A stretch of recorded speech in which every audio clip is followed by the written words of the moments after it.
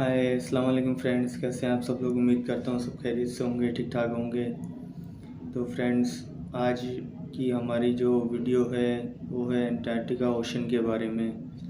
तो आज हम उस वीडियो पे रिएक्शन करने वाले हैं। देखते हैं, मतलब वहाँ के बारे में कुछ ऐसा कहा जाता है कि आज तक जो है ना, जितनी भी साइंस की थियरी बनी है वहाँ की डिस्कवरीज़ को कोई भी सॉल्व नहीं कर पाई है। तो इंशाल्लाह देखते हैं, अभी रिएक्शन देंगे हम अपना जो होगा आपके साथ ही। तो उस वीडियो की तरफ जाने से पहले प्लीज़ फ्रेंड्स मेरे चैनल को लाइक करें, सब्सक्राइब करें, शेयर ज़रूर करें। तो बिना किसी देरी के चलते हैं वीडियो की जानिब। इतना बड़ा कॉन्टिनेंट है जिस पर 5 किलोमीटर की गहराई तक सिर्फ बर्फ ही बर्फ है। इतनी ज्यादा बर्फ, और वो भी 1.5 करोड़ किलोमीटर तक ओह फैली माय हुई। गॉड। यानी अंटार्कटिका का साइज अमेरिका से भी काफी ज्यादा बड़ा है। भले ही जून जुलाई की गर्मियों का मौसम हो, लेकिन अंटार्कटिका का टेम्परेचर पूरा साल -50 डिग्री सेंटीग्रेड से -50 डिग्री। -90 डिग्री सेंटीग्रेड तक रहता है। 90। इस शदीद तरीन ठंड की वजह से ही यहाँ जिंदगी की उम्मीद बहुत ही कम है। लेकिन उसके बावजूद भी पूरे अंटार्कटिका में 400 से भी ज्यादा लेक्स डिस्कवर हो चुकी हैं, जो बर्फ की लेयर के नीचे छुपी हुई हैं।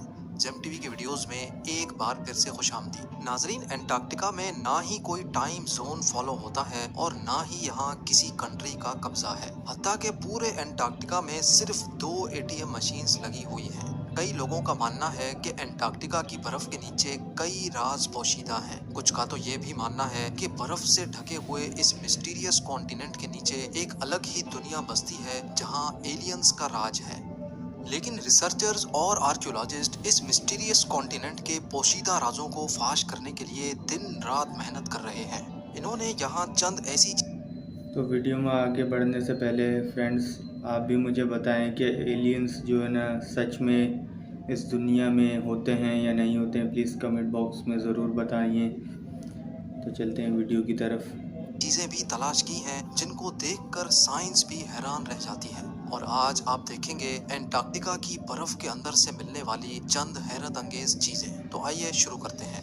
नंबर 8। 2009 में एक डिस्कवरी ने रिसर्चर्स के रोंगटे खड़े कर दिए, जब अंटार्कटिका की बर्फ के अंदर से एक बिल्ली का ढांचा मिला। लेकिन इसमें हैरान करने वाली बात ये नहीं थी कि ये ढांचा बिल्ली का है, बल्कि हैरान करने वाली बात ये थी कि ये जिस बिल्ली का ढांचा था वो आम बिल्ली नहीं, बल्कि अंडे देने वाली बिल्ली थी। जब रिसर्च लैब्स में इस अजीब बिल्ली के ढांचे पर मजीद तहकीक की गई तो मालूम पड़ा कि ये जानवर कम से कम भी 2 करोड़ 50 लाख साल पहले धरती पर पाया जाता था। नंबर 7। 2014 में आर्कियोलॉजिस्ट को अंटार्कटिका से इंतहाई हैरान कर देने वाली इंसानी खोपड़ियां मिली। पहली हैरानी की बात यह थी कि अंटार्कटिका में ये मिलने वाली पहली इंसानी खोपड़ियां थी, और दूसरी हैरानी की बात इन खोपड़ियों की शेप थी। जी हाँ, नॉर्मल खोपड़ियों के मुकाबले में ये खोपड़ियां काफी अलग दिखती थीं, क्योंकि इनके सर जरूरत से भी ज्यादा बाहर निकले हुए थे। साइंसदानों का मानना था कि खोपड़ियों की ऐसी शक्ल बचपन से ही अजीब आदतों की वजह से बनती है, और ये आदतें हजारों साल पहले एंशियंट सिविलाइजेशन में अपनाई जाती थी।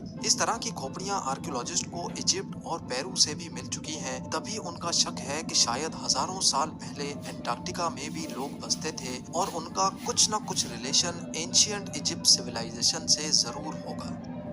नंबर 6। पिछले 50 सालों के दौरान अंटार्कटिका से 10,000 से भी ज्यादा मीटियोराइट्स मिल चुके हैं। मीटियोराइट्स ठोस पत्थर के ऐसे टुकड़े होते हैं जिनका ताल्लुक हमारी धरती से नहीं होता, बल्कि वो किसी और धरती से टूट कर आए होते हैं। साइंसदानों का मानना है कि मिलने वाले मीटियोराइट्स में से कई 7 लाख साल से भी ज्यादा पुराने हैं।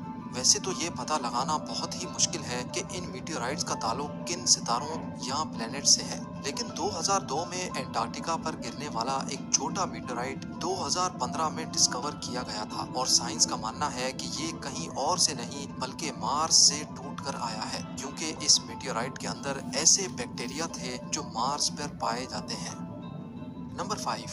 अंटार्कटिका में बर्फ की गहराई 5 किलोमीटर डीप है, और ये पूरा कॉन्टिनेंट अमेरिका से भी बहुत बड़ा है। लेकिन साइंसदानों को यहाँ से कुछ ऐसे सबूत मिले हैं जिनको देखकर ये अंदाजा लगाया जाता है कि लाखों साल पहले ये जगह रहने के काबिल हुआ करती थी। जी हाँ, 1980 से कई आर्कियोलॉजिस्ट को यहाँ से डायनासोर्स, मोसासॉर्स और प्लेजियोसॉर्स के ढांचे मिल चुके हैं। इन ढांचों की साइज 36 फीट बताई जाती है, जो तकरीबन एक ट्रिपल स्टोरी बिल्डिंग के बराबर बनती है। जब हड्डियों के इन ढांचों पर मजीद तहकीक की गई तो मालूम पड़ा कि ये कम से कम भी 70 लाख साल पुराने हैं। तभी ये अंदाजा लगाया जाता है कि 70 लाख साल पहले तक एंटार्क्टिका का टेम्परेचर रहने के काबिल था और शायद तब ये पहाड़ गहरी बर्फ से नहीं बल्कि ग्रीनरी से ढके होते होंगे। नंबर 4, वाटरफॉल्स तो हम सबने कई बार देखे हैं, लेकिन एंटार्क्टिका में टेलर ग्लेशियर के मकाम पर एक पॉइंट ऐसा भी है जहां वाटरफॉल नहीं बल्कि ब्लड फॉल होता है। 1911 में टेलर नामी एक साइंटिस्ट ने पहली बार इस ब्लड फॉल को डिस्कवर किया था। कई सदियों तक यही माना जाता था कि वाकई इस ग्लेशियर के अंदर से खून बहता है, लेकिन मॉडर्न साइंस ने जब इस पर मजीद रिसर्च की तब उनको जो मालूम पड़ा वो इससे भी ज्यादा हैरत अंगेज था।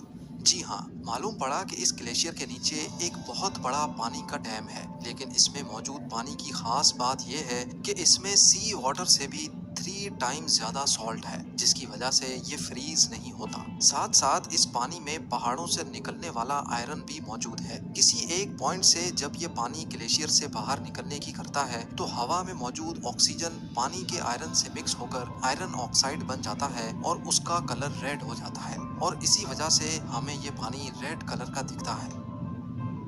नंबर 3, ब्लड फॉल ग्लेशियर के नीचे मौजूद पानी में साइंसदानों को एक और हैरान करने वाली चीज भी मिली। पानी में टोटल 17 टाइप्स के बैक्टीरिया भी पाए गए, जिनको जिंदा रहने के लिए ऑक्सीजन और सनलाइट की भी जरूरत नहीं होती। एक्सपर्ट्स का मानना है कि ये बैक्टीरिया की ऐसी किस्म है जो ऐसे प्लैनेट्स पर पाई जाती है जहां पर ऑक्सीजन और सनलाइट का नामो निशान तक नहीं होता। लेकिन ये बैक्टीरिया हमारी धरती पर कैसे आए, ये राज अभी भी पोशीदा है। ये आज तक साइंस नंबर 2, हालांकि पूरा एंटार्क्टिका बर्फ से भरा हुआ कॉन्टिनेंट है, ये देखकर सबको यही लगेगा कि यहाँ पानी की कमी होना मुमकिन नहीं है।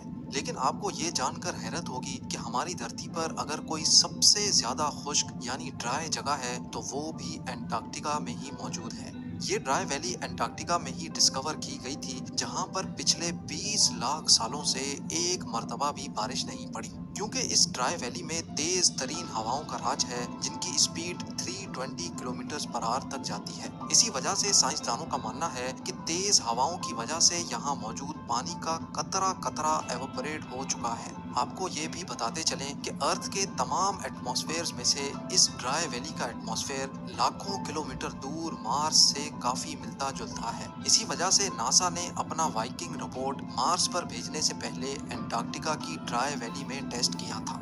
और अब नंबर 1, आर्कियोलॉजिस्ट की एक टीम को एंटार्क्टिका की बर्फ के अंदर 1100 फीट की गहराई से एक इंतहाई खौफनाक मखलूक का ढांचा मिला। ये पता लगाने के लिए कि ये ढांचा कौन से जानवर का है, कई एक्सपेरिमेंट्स किए गए, लेकिन हैरत अंगेज तौर पे इसका स्ट्रक्चर किसी भी जानवर से मैच ना हो सका। इस खौफनाक ढांचे की लंबाई 8 फीट बताई जाती है, जिसकी हड्डियां बॉडी से निकली हुई हैं। कई सालों की मेहनत के बाद भी आज तक ये पता नहीं लगाया जा सका कि ये जानवर कौन सा था और आखिर इस धरती पे आया कहां से था। उम्मीद है ZMTV की ये वीडियो भी आप भरपूर लाइक और शेयर करेंगे। आप लोगों के प्यार भरे कमेंट्स का बेहद शुक्रिया। मिलते हैं अगली शान। तो फ्रेंड्स, कैसी लगी आज की हमारी आपको वीडियो? उम्मीद करता हूँ आपको ये पसंद आई होगी। तो मिलते हैं फ्रेंड्स किसी नेक्स्ट वीडियो में नेक्स्ट रिएक्शन के साथ। जाने से पहले फ्रेंड्स, मेरे चैनल को लाइक शेयर कमेंट सब्सक्राइब ज़रूर करें। Thank you so much.